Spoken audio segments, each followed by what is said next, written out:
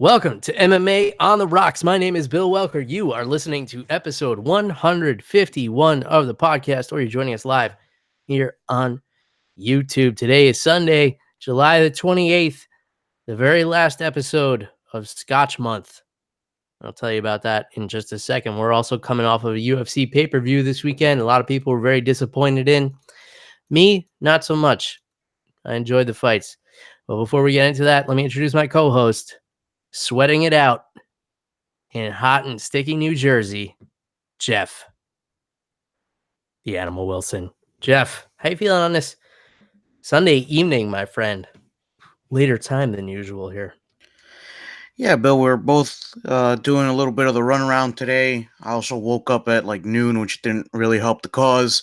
But Bill, we're here. We're ready to rock and roll. And I'm sweaty because it's a little muggy out. Not as bad as last week, though. Yeah, man. I barely made it through the card last night. I was fading pretty bad. I got some bad allergies going on or something. Maybe a head cold. I don't really know. So I took some like Sudafed type stuff, and it was making me kind of drowsy. So I was fading towards the end of Holloway and Edgar last night, but that's not stopping me from enjoying the end of Scotch Month here, Jeff. So I got something I'm sipping on right here, and we're going to finish it off with something that's going to drive the Scotch aficionados crazy, and that is a Scotch cocktail, Jeff. And, I think Scotch cocktails are a little bit underrated myself. So that's why I'm going to drink one while we do this episode here. This cocktail in my hand is called a Rob Roy. And I just whipped it up downstairs before running up here. You can see it's got a little lemon peel in there. Basically, it's a Manhattan, and it's same ingredients as a Manhattan, but you use Scotch instead of rye. I don't know why it's called a Rob Roy. I'm not sure of the etymology there. I guess it's named after somebody who decided, or maybe they were just out of rye and were like, hey, I'm going to make a Manhattan. I only got this Scotch. So I use the McClellan Scotch, which is a single malt Highland Scotch. It's on the lower end of the price scale for sure. You don't want to be making any cocktails with expensive single malt scotches like a 15-year Macallan or an 18-year Glenlivet or any of the other fine scotches we've been talking about so far this month. You want to reach for the cheaper stuff. So just a little Scotch. I do 3 ounces. Most recipes call for 2, but I need that extra little kick to get me through the day. A little sweet vermouth, which is just like an Italian wine. I keep a small bottle in my bar because once you open it, it goes bad in about 3 months. And I don't make Manhattans like all the time. So you don't want that going bad. So I recommend get the smallest bottle of vermouth you can find, and then just some orange bitters. You shake that up in a cocktail shaker, and then you pour it into a glass. That while you're mixing the ingredients, you should have the glass chilling with some crushed ice and water, and then you pour it into the glass, neat or straight up, as they say, and then throw a little lemon peel in there, and it's pretty refreshing. It's not as like syrupy as a Manhattan. I do enjoy a good Manhattan though, and you use the lemon peel instead of the cherries that you use in a Manhattan. So that's it, man. We're gonna call an end to Scotch Month. Hopefully, I've reasserted my knowledge of adult beverages here. And we'll move on to other things. I was at the grocery store today, Jeff, and they already got the Oktoberfest beers on the shelf.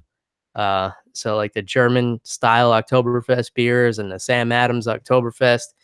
Usually it's like mid-August you start to see those coming out, but they're busting them out early this year. In any case, Jeff, any culminating thoughts on Scotch Month here?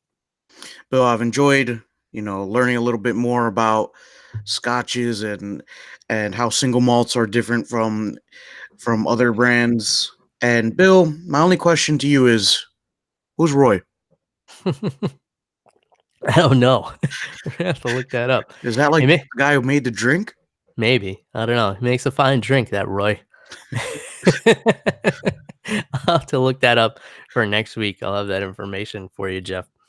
Um, so that's that. And before we get into the fights, I want to give a big shout out here to our boy Billy Quarantillo, Oh yeah. who not only won his fight on Dana White's Contender Series, but got himself a contract in the UFC.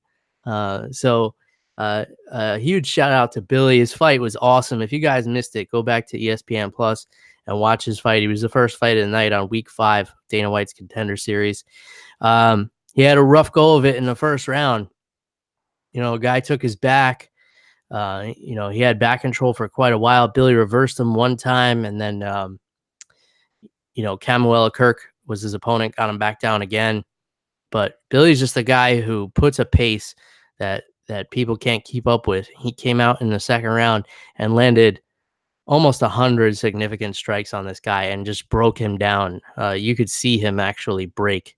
And then in the third round, it only took Billy 20 seconds to get Camuela Kirk out of there. He came charging across the octagon with his hands down. Total gangster move. It definitely impressed Dana White. It impressed me. I know Billy. I know him in person. He was on we did a podcast just 2 weeks ago, episode 148, by the way. If you guys want to hear a little bit more about Billy Quarantillo, who is now officially a UFC fighter, go back and check out that episode. It's definitely an interesting interview. He's got a great story. He's got a great mindset. And, we wish him all the success as a UFC fighter. And we'll definitely have him back on the show, especially if we find out when his first UFC fight's going to be. We definitely want to give him some shine on that. So congratulations, Billy Q. Awesome job on the Contender Series. The Contender Series has been pretty good this year, Jeff. There was one week that was kind of a downer, and then there was another week everybody got a contract, and then I think I'm a little biased maybe, but I think Billy had the best fight of the whole season maybe, just because it was so back and forth. He definitely gave up that first round big time, and then, proved what a gritty fighter he is with the comeback. So, all right, let's keep things moving along here, Jeff. A lot of people disappointed in UFC 240 from Edmonton, Alberta, Canada.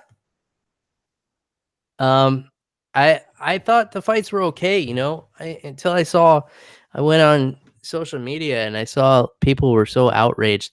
I think the problem here is, last time Max Holloway headlined a pay-per-view is when he fought Dustin Poirier. You were down here, Jeff. We watched it together. It didn't do so well. It did a little over 100,000 pay-per-view buys. And, that was with Stylebender on there and Kelvin Gastelum as the main event, helping it out. So I imagine this one is going to do a little less maybe. So when there's not so many people watching the fights, I guess you hear the negative voices come through a little bit more, which is sad, because you have the option to not watch it. People are like, I knew this card was going to suck because, these fights suck, and then they sucked, and I was right. Okay, well, don't watch it. I thought there were some really enjoyable fights on here. We had some really tough fighters. We had some surprises. We had some things that kind of went as expected. They're all not going to be amazing cards, and it's usually the ones that you least expect are sometimes amazing, which is why, in my opinion, it's always worth checking them out. That's why I try to catch every single card. But, people like to complain. I get it, Jeff. Complaining is like a recreational sport these days. So we're going to try and keep it positive here on MMA on the Rocks. The main event, I thought it was a lot more competitive than a lot of people did. People were kind of saying Max Holloway dominated this fight. I really didn't see it this way. I thought Frankie Edgar definitely held his own. He definitely lost the fight. I wouldn't argue that, he should have won a decision, but I didn't see it as a 50-45 like two of the judges did. I thought Frankie looked good. Frankie Edgar's boxing is he does everything right that my boxing coaches have always been telling me I've been doing wrong. So I know how hard it is. He's got great head movement. He's got great footwork. He moves his head on the way in, on the way out, moves his head while he's throwing punches. He moves his head after he throws punches. He's able to get in and out of the pocket so quick, which helps, mitigate some of the reach disadvantages he's had in the past. I was surprised to see he only had a 1-inch reach disadvantage against Max Holloway. I thought it would have been a lot more than that because Holloway is just so long and lean. He looks like he has a much longer reach, but I think it's just the way he kind of hunches over and pushes his shoulders forward in his stance that makes it seem that way. But, I thought Frankie Edgar had some really bright, shining moments in this fight, and I thought he was making Max Holloway miss a lot. I actually think that the number of significant strikes that were shown on the broadcast should have been a lot lower because I think a lot of those punches maybe looked like they were landing, but they weren't. And then every time Max Holloway tried to get aggressive and bring that volume that we're used to seeing from him, Frankie Edgar did a great job of tying him up and pushing him up against the cage, grabbing hold of a leg. Maybe not necessarily trying to finish a takedown, but just making him think about it. I thought it was a great game plan from Frankie, but he just got, a little bit outpointed here by a bigger fighter who was able to land a couple more shots. I don't think Frankie should lose any stock points here. Still one of the greatest ever, in my opinion. He was the champion at his walk around weight, which will always be an outstanding accomplishment in my book. But can't take anything away from the champ either. Max Holloway, he stayed composed in there. He didn't turn it into a brawl because he realized every time he tried to do that, he was getting caught, and Frankie Edgar is always dangerous. At the end, he was like, I wanted to make sure we went the whole 5 rounds. That's why I didn't finish him. I thought that was a little weird. And then some people were like, yeah, he didn't finish him on purpose. I don't know if that's the case. I don't know if you should be saying stuff like that either. But congrats to the champ. This is a big win. I mean, a win over Frankie Edgar is never something to shake a feather at, or whatever the fuck that phrase is. But give me your thoughts on this main event here, Jeff. Yeah, dude, I agree with you. I think Frankie Edgar doesn't lose any stock here. I think it's just a tribute to how good Max Holloway is, man. And he looked great in there. He was using his jab really well to keep Frankie Edgar away.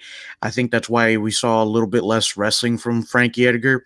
And the couple of takedowns that he did land, or the one in particular in round 3, was because Holloway started landing a lot of shots and trying to tee off on him. And that's when Edgar, changed levels and caught him with a really nice takedown.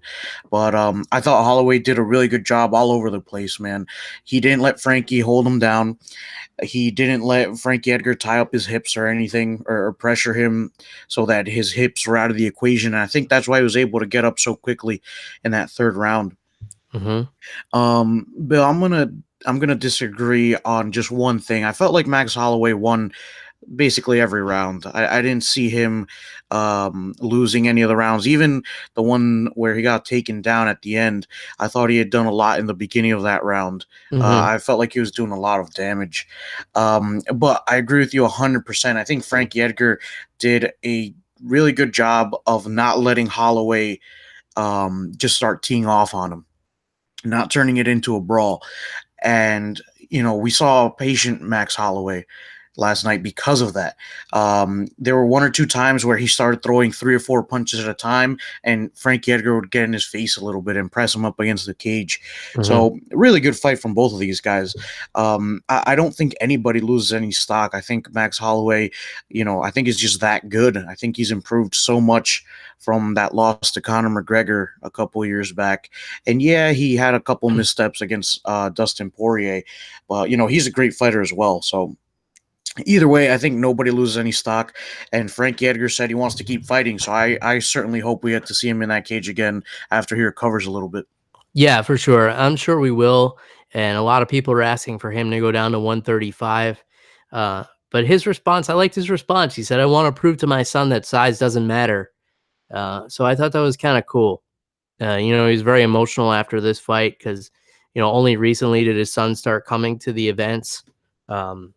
So, Frankie Edgar is a guy that's really hard to root against. You'd really have to convince me of a reason that you don't like him. And I can't really see why. He's not a trash talker. He's always respectful, and he gets out there and he performs against guys that are usually walking around 25, 30 pounds bigger than him.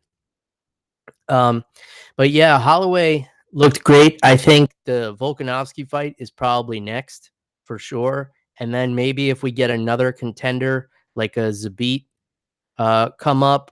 Um, but after that, I think he should be done with 145. I'm not of the opinion that that he doesn't belong at 155 because of the fight with Dustin Poirier. I thought he kind of held his own in there. And let's face it, Dustin Poirier is one of the best in the world. I would like to see Max, get one or two more at featherweight, and then, start to work his way up to the bigger weight classes and get away from these drastic weight cuts that he's been putting himself through. We know he's had some complications with the weight cuts in the past and had to pull out of fights and everything like that.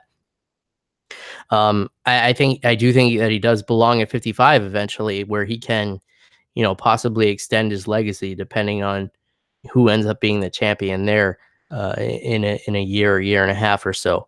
So that's what I would like to see. So maybe we see Max move up eventually. I think the Volkanovski fight is almost definitely next. But I could also see Volkanovski getting screwed over because that's just the way this game goes. Sometimes he's not that well known. So if a bigger name comes along with an impressive performance, like a Zabit or something like that, I could see him kind of skipping the line. And that's just the way it goes. It's just a business. And with that, let's get into the co-main event, because there's a lot of things going on with this fight that have to do with the business side of things that I'm really looking forward to breaking down for you guys.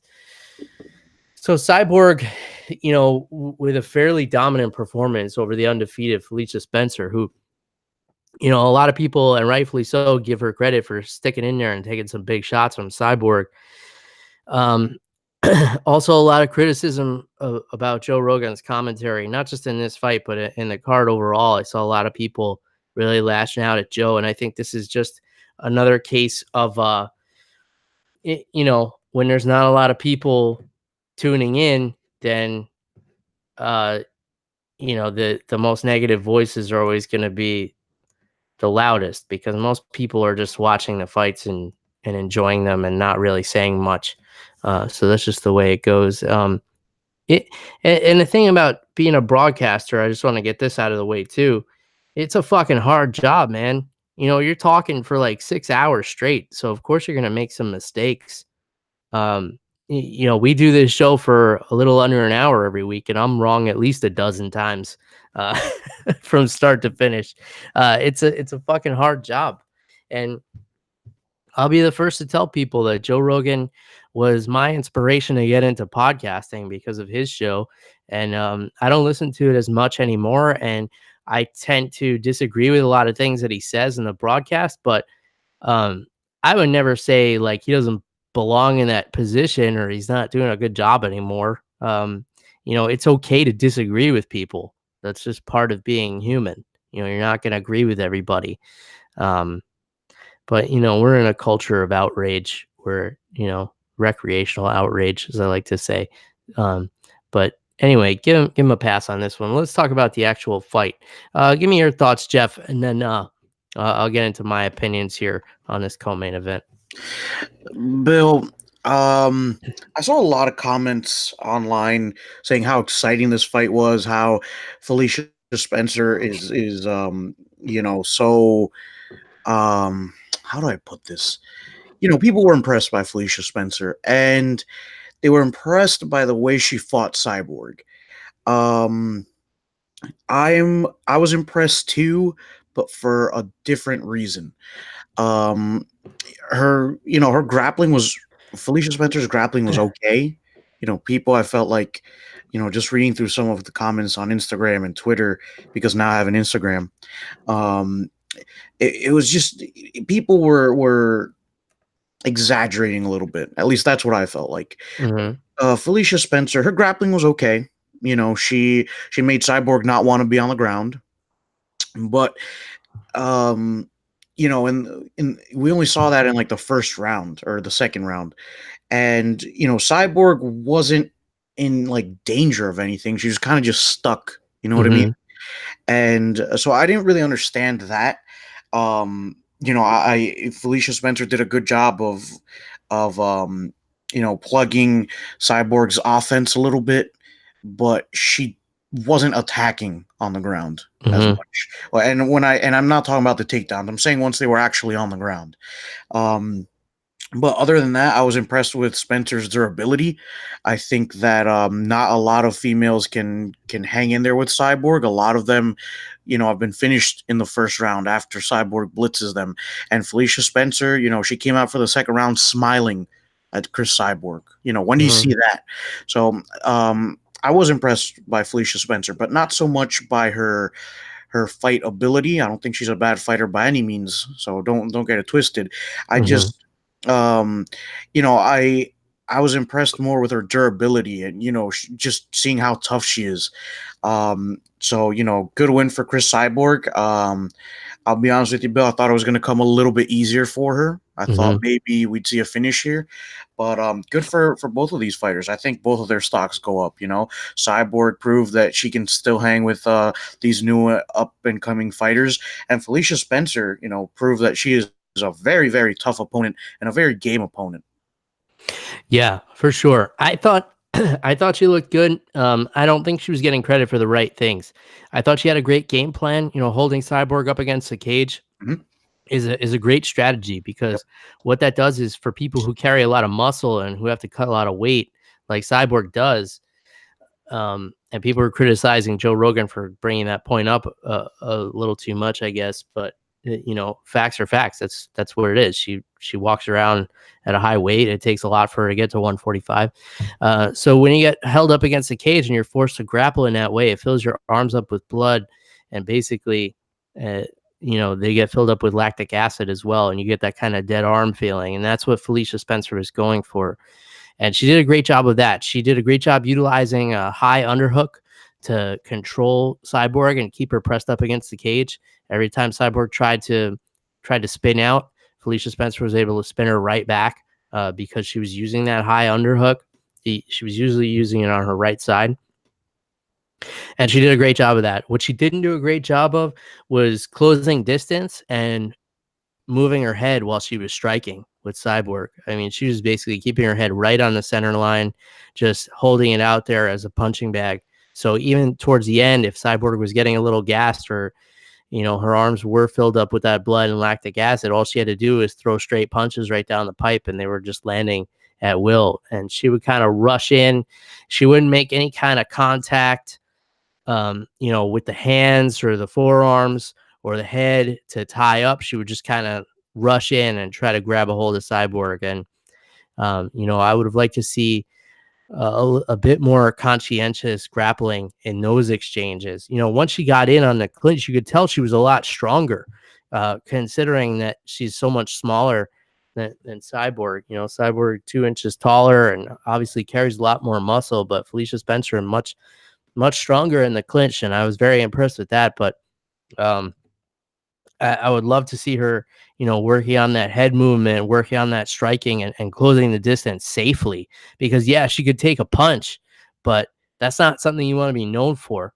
You want to be known for winning fights and doing so without taking a lot of damage. But I thought she looked great, and as far as people saying, if Cyborg fights this way against Amanda Nunez again, she's gonna get destroyed. I actually disagree with that. I think the most dangerous Cyborg is the patient Cyborg who picks her shots and doesn't go for the kill. So I think if she fights that way against Amanda Nunez, it'll be a completely different fight. Because remember, the way she lost to Amanda Nunez is because she fell into a brawl, and that's when she makes mistakes, and that's when she slips up. And we've seen her do it against, lesser competition, and she didn't have to pay for it as much as she did with Amanda. But yeah, I've said for a long time, a patient Cyborg is one of the most dangerous fighters, and I think a lot of people have this idea of her in their heads as this like monster, and that's why they think, she's only being effective when she's being ferocious. But I think she's most effective when she's being patient and strategic in there, and that's what we saw against Felicia Spencer. And also, you could say that this Cyborg would get destroyed by Amanda, but we also really don't know how good Felicia Spencer is. We saw her look great against Megan Anderson. but we saw that Megan Anderson kind of collapses against the higher level competition uh, in the UFC as compared to Invicta. So it's kind of hard. There's not really like a good barometer for measuring the talent in women's MMA in the higher weight classes yet. So Felicia Spencer could be, the next big thing. We don't know. She's only had 7 fights before Cyborg. So, I wouldn't judge Cyborg's performance and say, she's going to get destroyed by Amanda. And the other fact here is I brought up earlier, Jeff, the business side of things. So what happened leading up to this fight was Dana White was coming out and saying Cyborg is afraid to have a rematch with Amanda, and she told me so, and this and that. And Cyborg came out and was like, no, this is bullshit. I never said I was afraid. And of course, people go and attack Dana White. And here's the thing that people don't get about Dana White. He's the promoter. It's his job to make fights happen. And he can't make the fight happen with Amanda Nunes and Cyborg, which is, a fairly profitable fight for the organization because there's a storyline there. And, they're both big names in women's MMA. He can't make that fight happen if Cyborg isn't under contract with the UFC, which last night, a lot of people may not know this, was her last fight on her UFC contract. So if Dana White has to put himself in a position of the bad guy where he's criticizing Cyborg and trying to get her mad to sign a contract and then get back in the cage with Amanda Nunes, and that's what he's going to do. If he has to make another fighter a bad guy, then that's what he's going to do.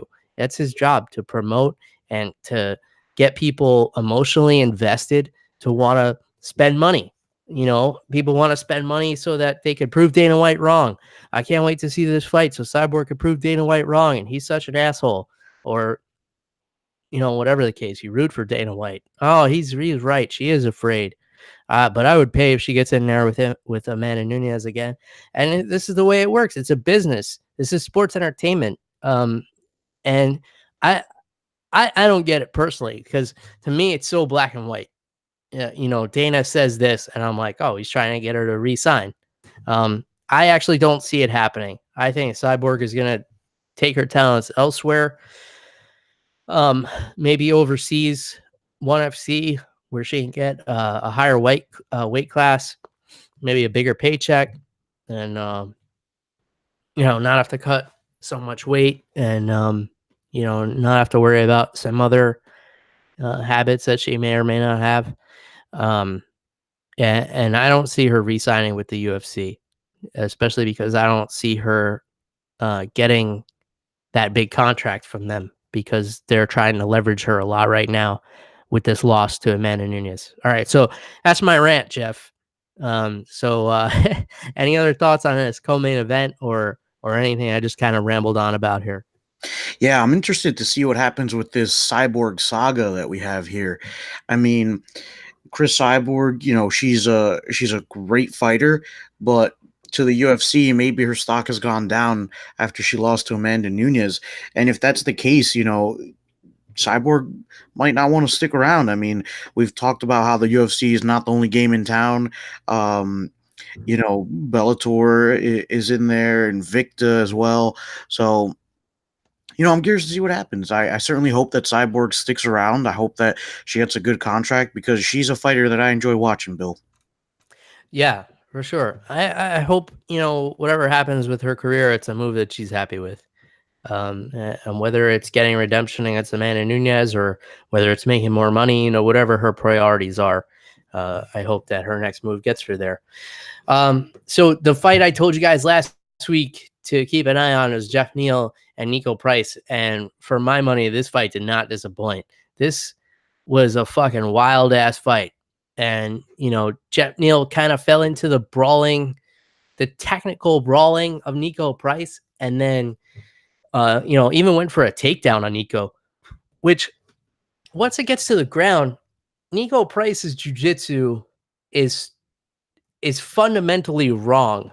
Like every move he makes is not technically correct, but he makes it work somehow. Like he turns ways that you're not supposed to turn, and it ends up reversing positions that would never really work.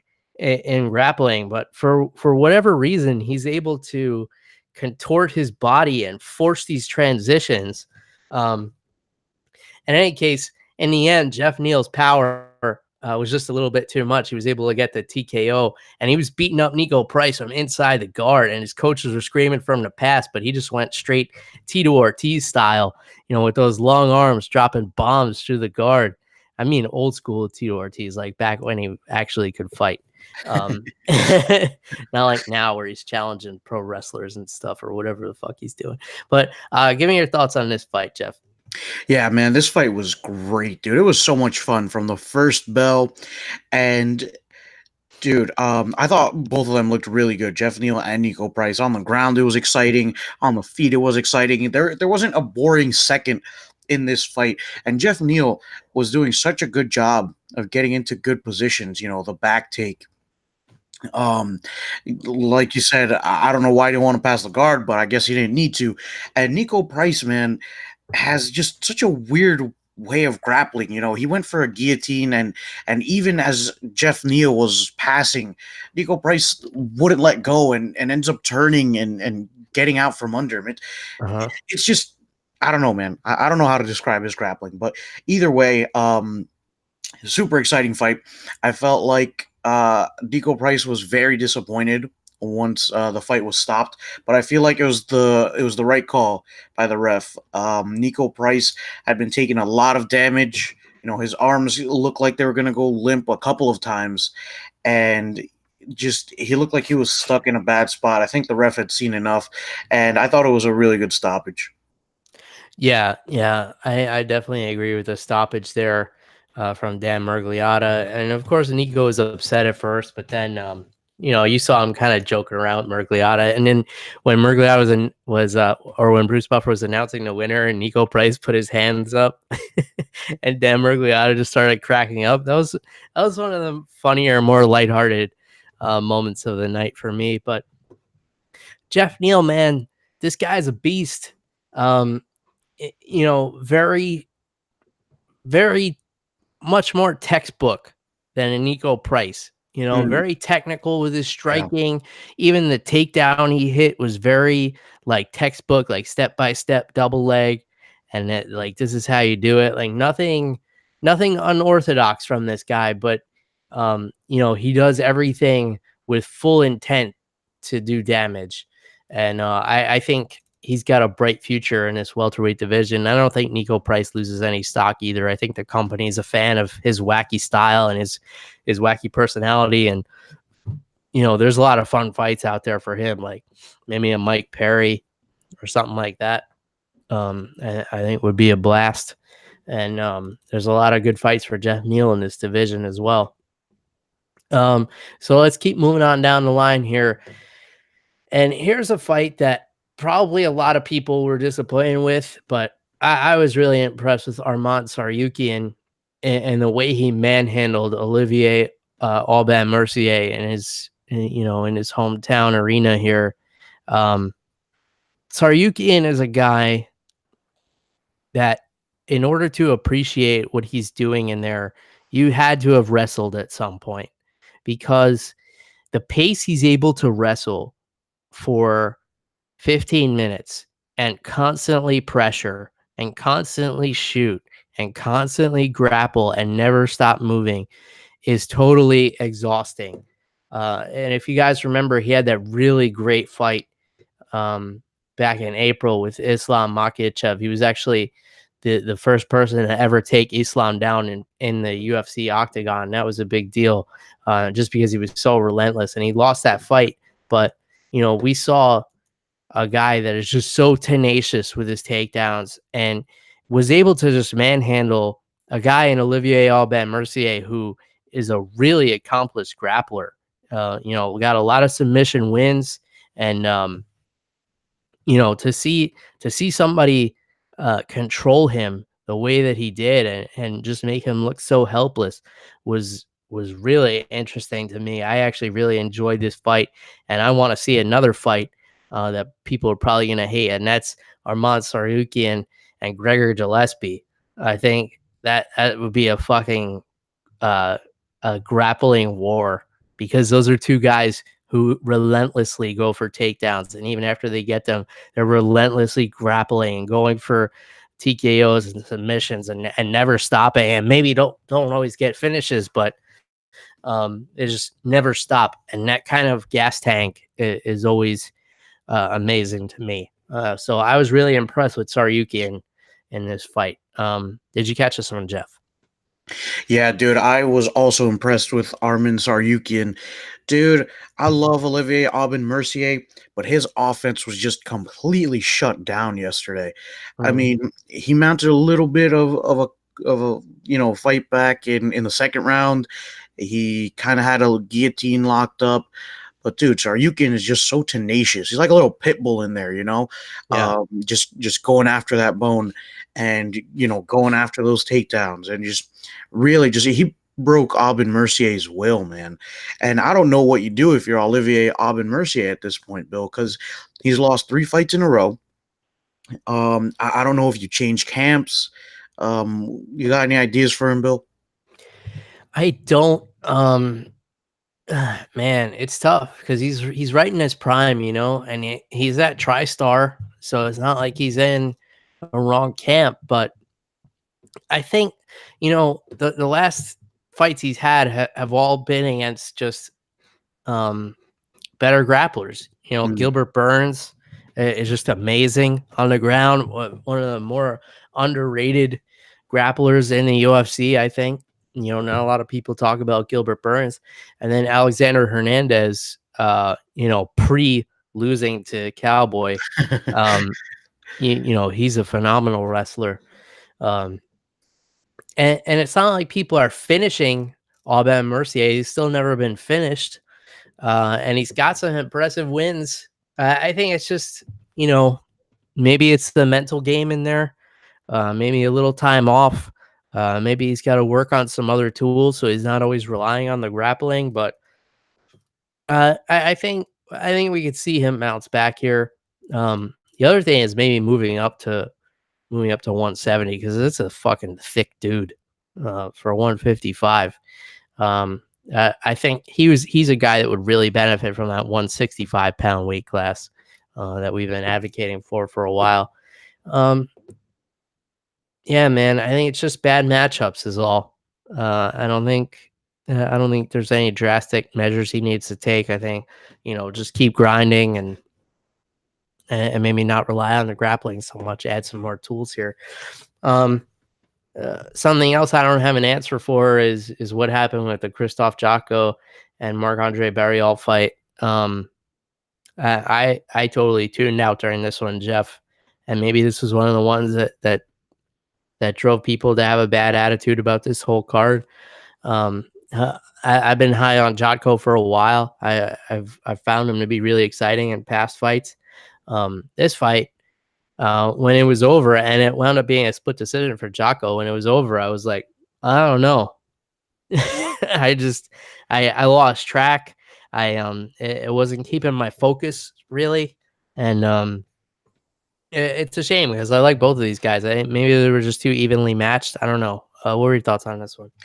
Bill, I wasn't crazy about this one, dude. I know you're not feeling 100%, but I feel fine, and I couldn't focus on this fight either, dude. Jocko, I felt like he wasn't doing too much wrong on the feet.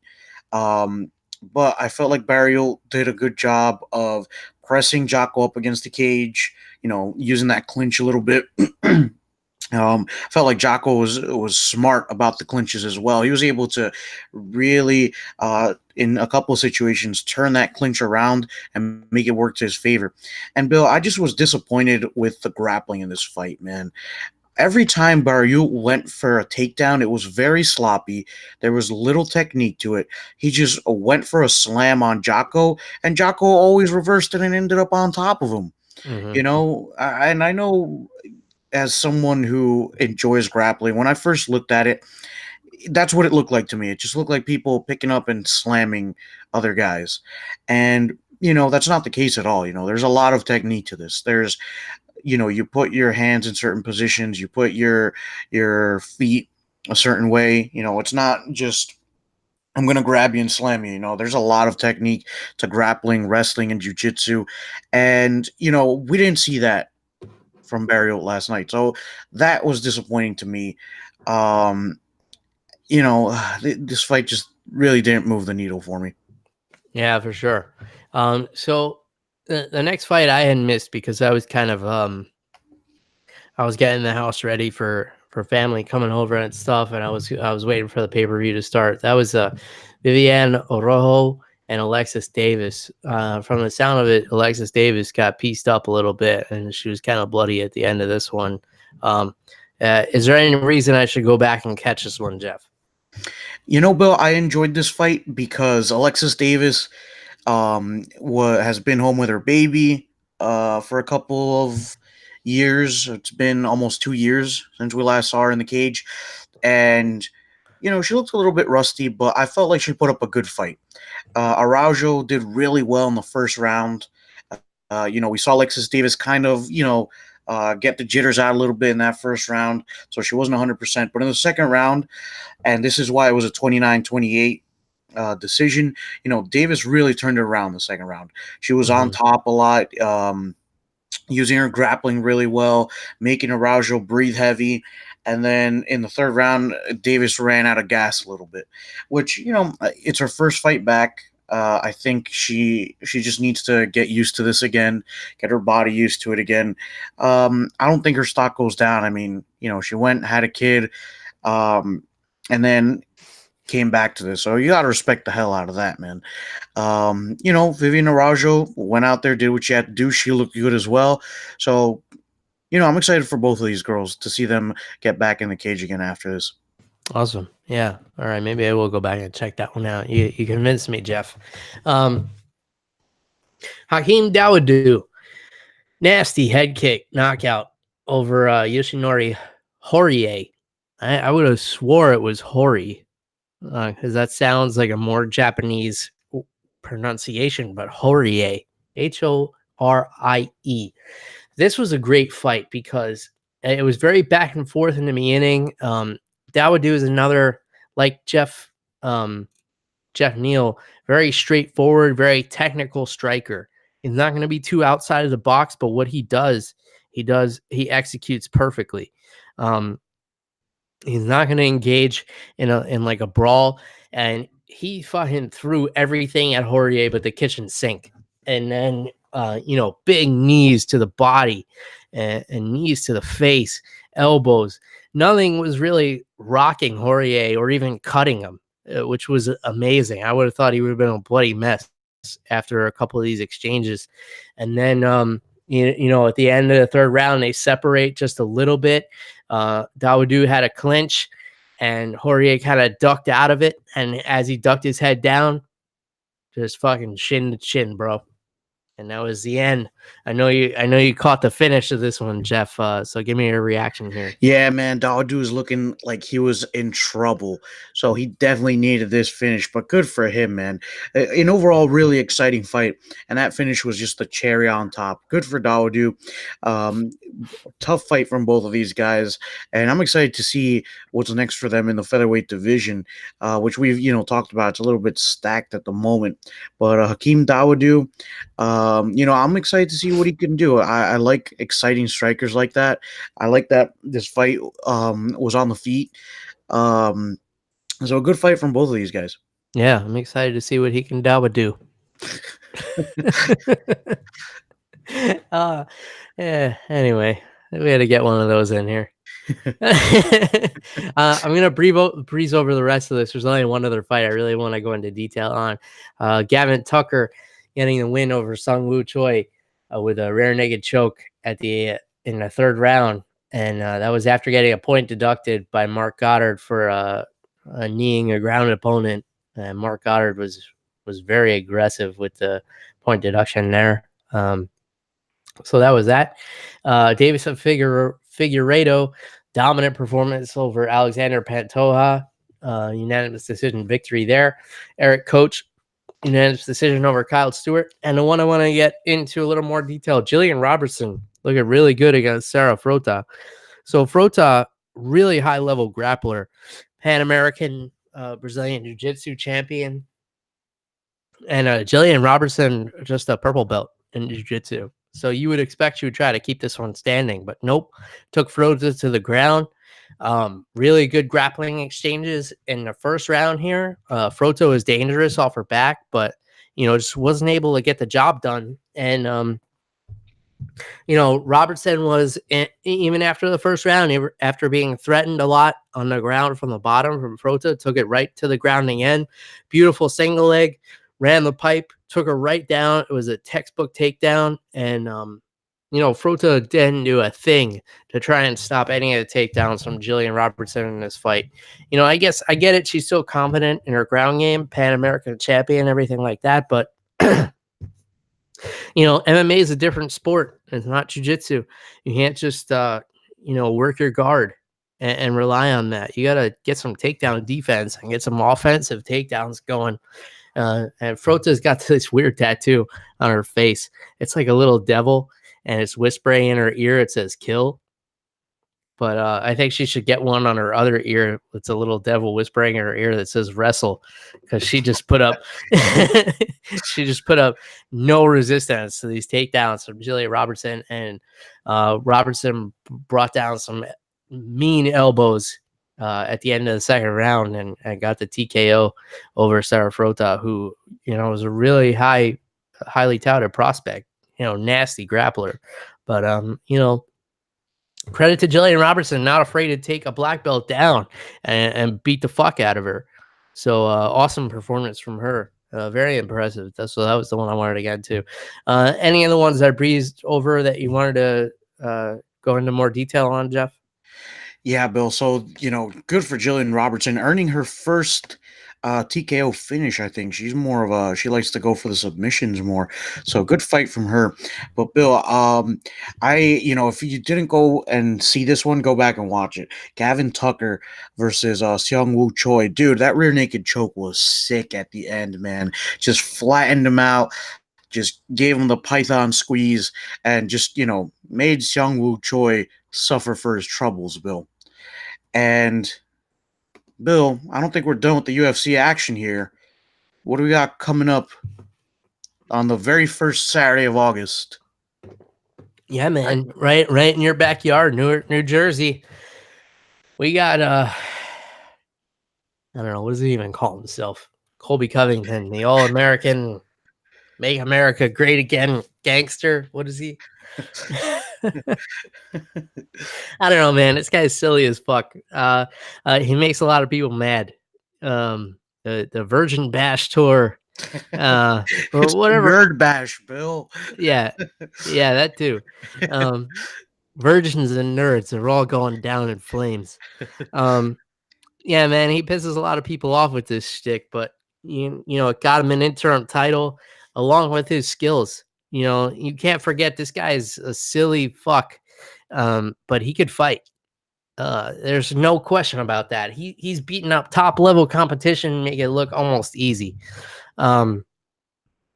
So I don't know how it's gonna go against Robbie Lawler though, because a lot of his tactics are, getting in people's heads and fucking with them. That's not gonna work with Robbie Lawler. The other thing with Colby Covington, I don't think I even said his name until just now.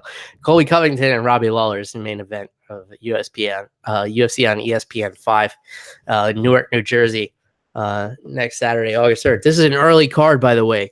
The main card starts at like 3:00 p.m. Yeah. So the prelims are on like 11 or noon or something like that. So keep that in mind. It's on regular TV. That's because nobody wants to be in Newark after dark. That's fair. Yeah, not the friendliest neighborhood, New Jersey. So, this is an interesting fight. These guys used to train together at American Top Team until Robbie Lawler left a couple of years ago. Tyron Woodley was kind of training there at the same time, and then they fought each other.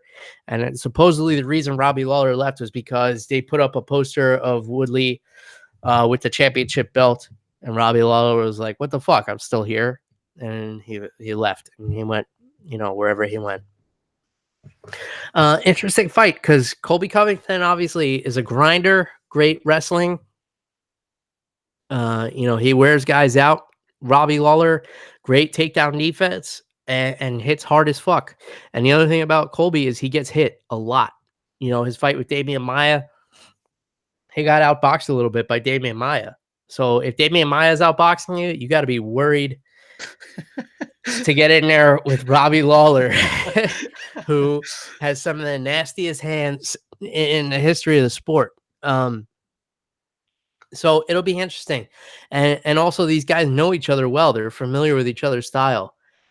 So there has to be a reason that each of them are willing to take this fight, because they both see something in the other that they think they can exploit in here. I think it's going to be a lot more competitive than people think. A lot of people think because Colby is such, an annoying little prick that he's going to go in there and just get blasted by Robbie. But you can't forget, this guy's 14-1. He dominated Damian Maia, dominated RDA, to get that interim title. He out wrestled Dong Young Kim, TKO'd Max Griffin. He's had a pretty impressive run in the UFC. You put all the bullshit and all the marketing and all the, make America great again stuff that he does, and taking pictures with Donald Trump and whatever else you want to get mad at him for. At the end of the day, the guy can fight, plain and simple. But Robbie Lawler's a guy who doesn't need a gimmick. He doesn't need to talk shit. He just, I think Robbie Lawler is one of the few people who's actually been able to pull this off, and make a career out of, doing his talking in the cage. Because a lot of guys want to be about that life, and Robbie Lawler is one of the few who actually is. So I'm excited for this one, Jeff. I think it's interesting. I'm a fan of both of their styles. I love the grinding wrestling style, as you well know, from Colby Covington. I've been very impressed with him lately, and Robbie Lawler is one of my favorite fighters to watch of all time. I'll always tune in for a Robbie Lawler fight, no matter what I have going on in my life. So it's a fun main event. Give me your thoughts here, Jeff. Yeah, dude, I'm really excited for this one. You have your classic grappler versus boxer who can grapple. Yeah. And that's what people forget about Robbie Lawler, man. Don't get it twisted. He uses his wrestling in reverse because he's very good at it. So I feel like if you can be good as a wrestler and use that in reverse to keep the fight standing, hey, man, that's as good as being a good guard player who never uses his guard because he's always on top.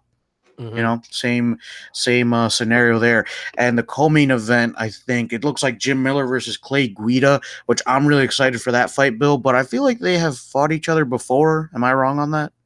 I don't know, because Jim Miller has been in there with everybody, and I can't remember, but I will look that one up right now. Let's see, my website's just loading here. Jim Miller is coming off that really impressive victory over Jason Gonzalez in his last fight in April, that rear naked choke in the first round there. And before that, he had a rough patch. He lost, like 5 out of 6, I think. Let's see. Clay Guida. You would think these guys have fought before, right? Yeah, I feel like they have. Maybe I'm wrong on that one. I mean, those are two guys who have fought basically everybody else in their divisions. So yeah, they have not fought before. Huh. But yeah, I'm with you on that. It seems like, they probably should have. So Jim Miller's coming off that win. Clay Guida's coming off his win over BJ Penn, who apparently is going to get another fight in the UFC for some reason. He's going to fight Nick Lentz, and those two have a long-standing feud or whatever. But man, just fucking don't let BJ Penn in there anymore. I can't, come on, man. I didn't watch the last fight with Clay Guida just because, I don't want to see it. BJ Penn is, I want to keep him in my mind as the legend he was, taking on all comers, fighting fucking light heavyweights and holding his own. It just makes me exhausted, Jeff. Think about it.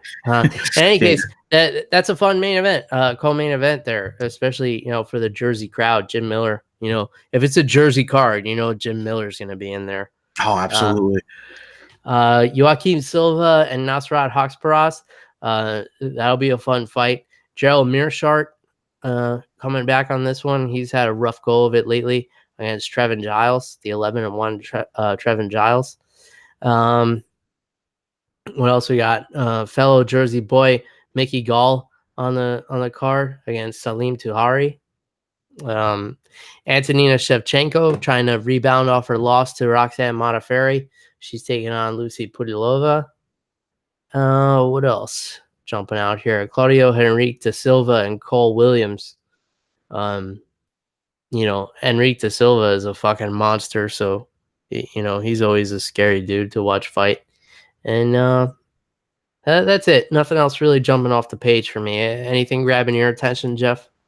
Not too much, but yeah, I'm just excited for the main event and the co-main. And Bill, like you always say, this might be one of those cards that we don't know too many names on here, but those are the cards that wake everybody up and really deliver. Yeah, man. I know I'll be tuning in for this one. It's free on ESPN. Some people might have a bad taste in their mouth after UFC 240, but I don't. I'm looking forward to some fun fights in the future, and some fun drinks too. We're done with Scotch month now, so I don't know what's gonna come up next. We got the fall season stuff kind of coming up, so maybe we'll do something along those lines. I look forward to hearing your suggestions about it. You guys have been giving me really great feedback and great reviews on the iTunes and everything like that too. Some of them have been making me laugh quite a bit. I really don't care what you guys say about the show. You can make it funny. You could roast us. As long as you give those 5 stars, feel free. If you give a 5-star review and you make me laugh, I will read it on the air. So there's that. So go out there and review the show. It does help us out. You got something to say, Jeff? No, I like that. It reminds me, I have this rule in my classroom, Bill, that if you can make me laugh, you're not in trouble, as long as it's school appropriate. Yeah, that sounds like one of my rules when I was a teacher. Wonder where you got that one from. Yeah, I'm not too sure, Bill. In any case, leave us a review out there. Jeff, you got anything else you want to get off your chest tonight? Now, I mean, I thought it wasn't a bad card. Maybe not as glamorous as some of the other cards we've had, but overall, good fights. I mean, at the end of the day, Bill, these guys are beating each other senseless for my entertainment, so I'm not gonna complain. Yeah, man. I mean, do you feel better about it now that we kind of talked it out too? Yeah, it wasn't too bad. Feel like feeling emotionally liberated? Yeah, we worked it out. We're good. All right, guys. If you want to liberate your emotions, you can do so by reaching out to us on social media. You can get a hold of Jeff at animal_Wilson on Twitter and Instagram. Don't forget to give the animal a follow on Instagram because he's on there now after me badgering him for 3 years. And you guys know how to get a hold of me. It's at MMA on the Rocks. Twitter, Facebook, Instagram. I've been posting a lot more lately. I've been trying to be more diligent about it. A lot of fun memes and stuff on Instagram, a lot of fight opinions and little one-liners on Twitter, and Facebook more of the same. But do reach out. I love interacting with all you guys. And you can go to the website too, MMAonTheRocks.com. I've been posting articles every week lately. I've been doing biographies of a lot of the fighters who've been on the show, so go check those out. And that's it. Give us your suggestions for what you want to hear in August in terms of drinks and fights. Last month was Scotch month. We wrapped that up, put a bow on it. So let's move forward. We'll go on to something else. And, you guys want to talk tequila. You guys want to talk bourbon. I got a lot of good stuff to share. So let us know what you want to hear and we'll do it. Until next time, cheers, everybody. Goodbye.